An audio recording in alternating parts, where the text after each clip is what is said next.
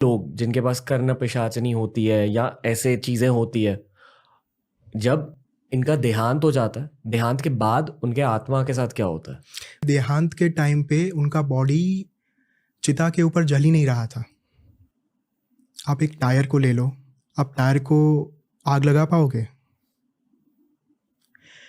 उनकी बॉडी को रणवीर, टायर मतलब उसमें अगर आप आग लगाओ और कैसी गंध आती है ना, दुर्गंध आती है, वैसी दुर्गंध के साथ जलाया गया, फिर भी नहीं जल रहा था। मान लो आप एक लेदर को जला रहे हो, फिर उसके ऊपर केरोसिन छिड़का गया, तब जाकर उनकी बॉडी को आग लगी, उनकी चिता जली।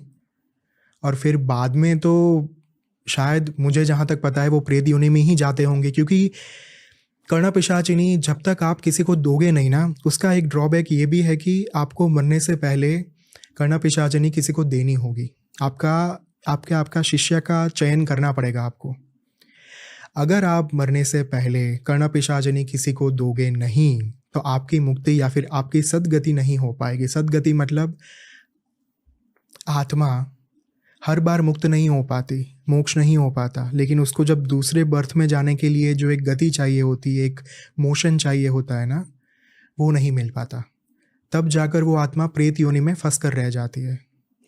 तो इस वजह से कर्ण पिशाचिनी आपको पास ऑन करना ज़रूरी है। और वो पास ऑन भी ऐसे नहीं कि आपने बोल दिया कि हाँ आप ले लो। कोई शिष्य सामने से आकर आपके पास अपनी मंजूरी से ये चीज़ कहे कि मुझे आपकी कर्ण पिशाचिनी चाहिए, आप मुझे विद्या दो, आप मुझे ज्ञान दो, तब जाकर उस साधक का पीछा कर्ण पिशाचिनी से छूटता है।